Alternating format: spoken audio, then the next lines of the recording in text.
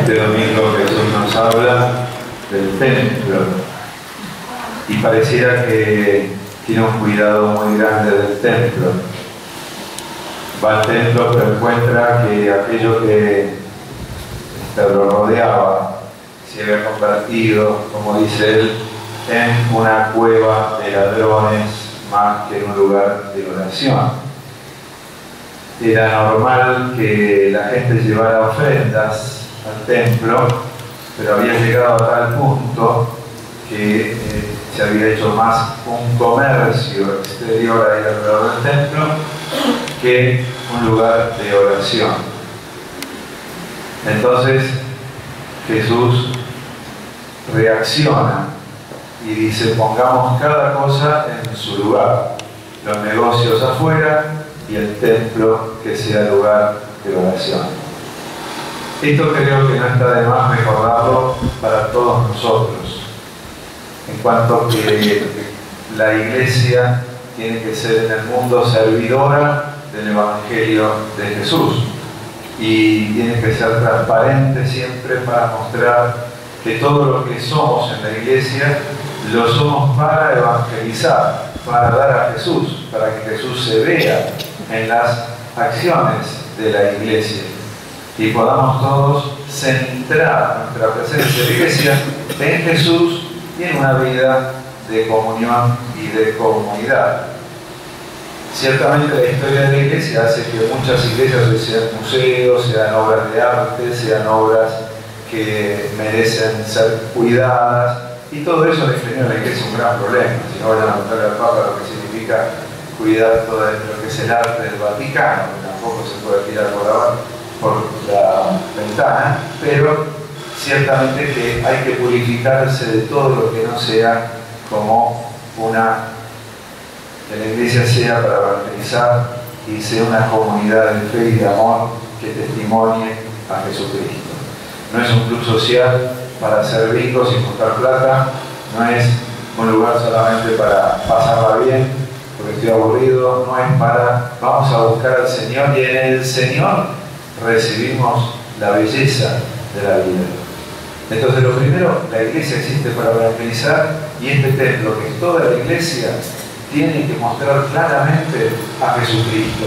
Cuando alguien entra en una iglesia, tiene que respirar a Jesucristo. ¿Está claro esto? Si usted va a una iglesia donde no se respira a Jesucristo, ¿cómo se va? Vacíos, decepcionados. Entonces cuando voy a la iglesia, que se respire a Jesús, que se sienta que hay un Espíritu Santo que a todos nos reúne. Y de ahí en más quito todo lo que no deje que Jesús se note y que Jesús se vea y que Jesús se reconozca en la vida de una comunidad. Lo segundo, Jesús refiere ese templo a su propio cuerpo. Y esto también nos muestra que en realidad lo que tenemos siempre que trabajar y purificar, si bien tenemos que pintar tanto las paredes y arreglar el templo para que se muestre lindo, lo que tenemos que trabajar, sobre todo donde se manifiesta la belleza de Dios, es en ese gran templo que Dios hizo, que es cada ser humano, cada persona es templo de Dios. Cada uno de nosotros somos templo de Dios. Y ahí se tiene que mostrar, como diría San Ireneo, la gloria de Dios en cada persona. Por eso Jesús dice: tiren esto que yo lo reconstruiré en 3 días. Como diciendo, este templo, por más majestuoso que parezca, es secundario. Lo más importante que yo voy a hacer, lo voy a hacer en el hombre, para que cada hombre renovado en Jesucristo, junto al otro y junto al otro, formen este gran templo que es la Iglesia. Que podrá reunirse en una carpa, pero donde haya 2 o 3 en mi nombre, ahí yo voy a estar, y donde haya fe y donde haya amor, yo voy a estar. Entonces, el templo que Dios quiere reconstruir son las personas. Y es verdad que cuando uno entra a una casa y ve cómo es la casa, ¿no es cierto que se da cuenta de cómo son las personas que viven en esa casa? Sí. Qué desprolijo, qué descuidado, cuánto ruido, qué frío que hay en esta casa, uy, qué cálida es esta casa. ¿Y qué hace a todo eso? ¿Los cuadros que se cuelgan? ¿O el amor de los que conviven? ¿No? Entonces, es el ser humano siempre que le pone vida a las cosas. Ahora, miren cuántas veces queremos que las cosas nos pongan vida, ¿no? Tengo un problema con mi mujer que cambió el auto, pero no arreglo los problemas con la mujer. Y la conformo con un poquito, ¿te gustaba una cosa? Tengo un problema con un chico y bueno, comprate el celular que te gusta, dale, total. Y arreglo con las cosas lo que no sabe arreglar el corazón. Es el corazón el que hace lindas las cosas. Son los buenos vínculos los que hacen hermosa una relación, un grupo, un equipo. No son las cosas que van a hacer linda a la persona. Y es por eso que acá viene el Señor, que nos dice también la primera lectura: amarás al Señor tu Dios con todo tu corazón, con toda tu alma. Tendrás un día de descanso, disfrutarás. Dios quiere que disfrutemos la vida. Por eso hasta nos obliga a tener un domingo, un día de descanso, para estar más en comunión con Él, para estar más en contacto con nosotros mismos y darme cuenta dónde está este templo, qué le pasa a este templo que somos cada uno de nosotros. Y tendrás un día para respetarte, conocerte, amarte y así llevar todo ese respeto por vos mismo, ese amor a la vida de todos los días y saber dónde tenés que estar parado y qué tenés que hacer con tu vida y cómo tenés que orar con los demás y cómo tenés que tratar con las cosas. Estar bien parado ante la vida. Esto es lo que dice la primera lectura. Yo te hice, sos valioso, sos un templo que vale mucho. Mirá lo que te hace bien. Fíjense ustedes, no adorará falsos dioses, ¿no? Fíjense, a un joyero le cuesta mucho encontrar una buena piedra, una buena joya. Y si logra hacer una muy buena piedra, un colgante así para colgar, no va a agarrar después un hilo de plástico, ¿no es cierto? Va a buscar una buena cadena que vaya con esa piedra preciosa, que está tan bien trabajada, que le ha quedado tan bien. Nadie se colgaría con un pedazo de hilo de matambre, una piedra preciosa que sea, ¿no? ¿Por qué? Y porque encima lo desmerece.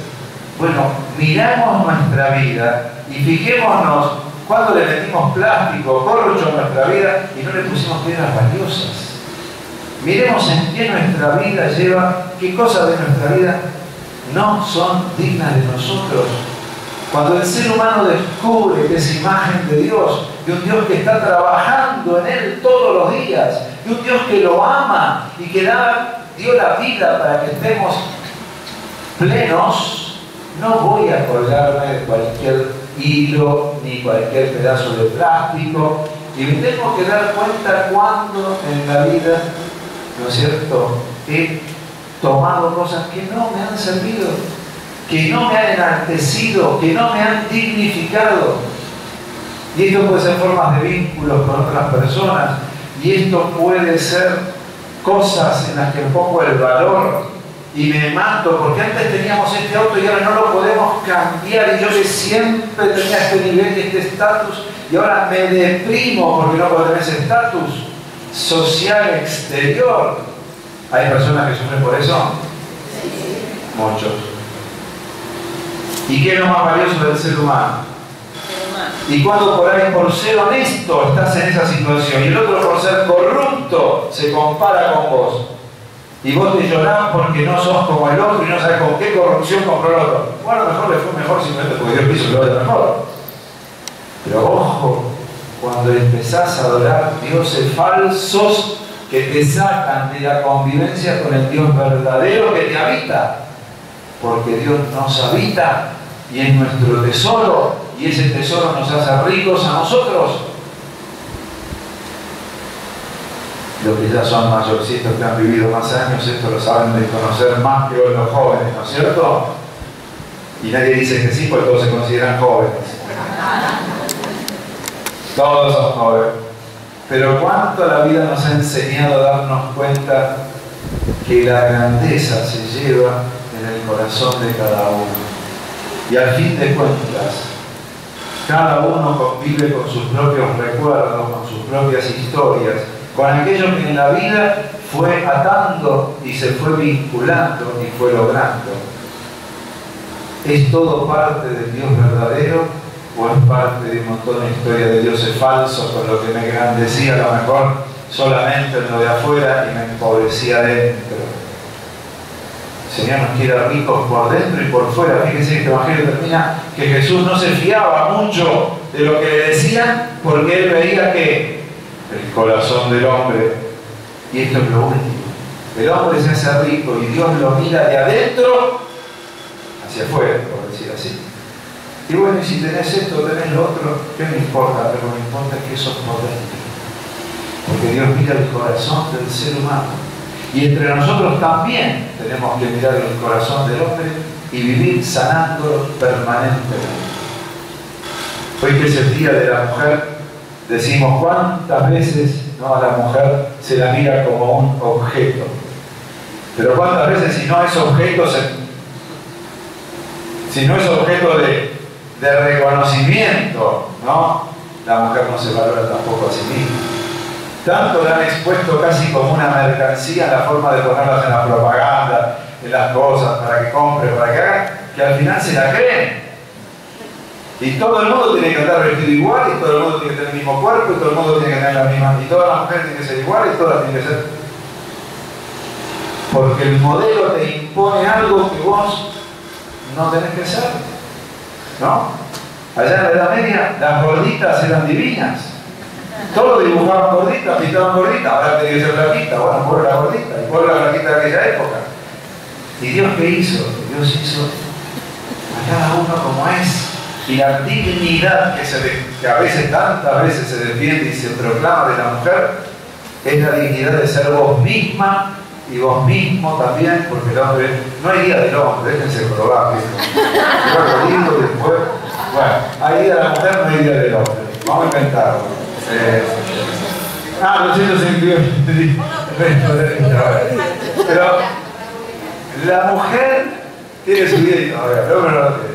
Bueno, pero tanto el hombre como la mujer tiene que llevar la dignidad puesta adentro, como un llamado interior a decir esto es lo que hizo Dios, aunque me guste o no me guste, aunque hubiera preferido, aunque el otro me mire de una manera o me mire de otra.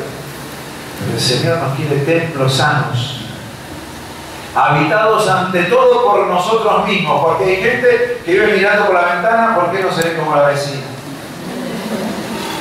Y no se habita, está afuera.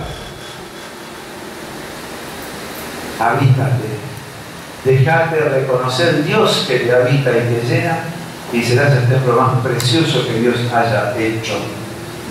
Porque no hay belleza más linda de la de aquel que se habita y deja salir hacia afuera a mostrar, a dar a los demás aquello que es y que Dios ha hecho y está haciendo dentro de cada uno. Por eso Jesús dice: yo reconstruiré este templo. Y hoy es un llamado a reconstruirnos, abriendo la puerta a Jesús y decirle: Jesús, mira, vení y ayúdame a ver qué no es legítimo en mi vida, qué hay en mi vida que no sea algo que me dignifique, qué parte de mi vida vos no podés habitar porque no es digna de mí ni de vos, qué partes de mí deberían ser como transformadas para que este templo que vos estás reconstruyendo permanentemente como el gran arquitecto que todavía no terminó su obra y la está haciendo, la puedas hacer con total libertad y nos gocemos vos, yo y los demás de esa obra que estás haciendo en cada uno de nosotros. Pero les voy a decir una cosa. En la segunda lectura se nos dice muy claro que nosotros no seguimos a un maestro de felicidad que solamente habla, el maestro amor, ¿no? Que habla solamente de amor, de paz y lanza palomas al aire. Seguimos a un Cristo crucificado que también para purificar el mundo entregó su vida en la cruz. Y es por eso que a veces esa cruz tengo que saber reconocerla para saber cómo se purifica y por dónde me reconstruye y por dónde se llega a la verdadera felicidad, al verdadero amor y a la verdadera paz. Y es por eso que también a veces tengo que estar dispuesto a afrontar ese camino que pincha un poco, pero que luego se encuentran las rosas. Y es por eso que también muchos no se animan a pasar por esos pequeños desiertos, por esas pequeñas cuaresmas de la vida. Y es por eso que en este tiempo de cuaresma tenemos que pedirle a Dios la gracia y decir, bueno, y si hay que transitar un desierto, ayúdame a reconocer lo cual es, pero que nada lo viva sin vos, que sos el arquitecto de mi vida, porque si dejo el arquitecto, pierdo también aquella guía que sabe a qué estoy llamado, aquel que me va a decir a los oídos cada mañana aquello a lo que estoy llamado a vivir. Que así el Señor nos reconstruya, oyendo su palabra, abriendo nuestro corazón y disponiendo todas las fuerzas que tengamos para hacer solo su voluntad, solo su camino, y así quien pase por nuestra vida sentirá ese buen olor de Cristo, como se decía en San Pablo.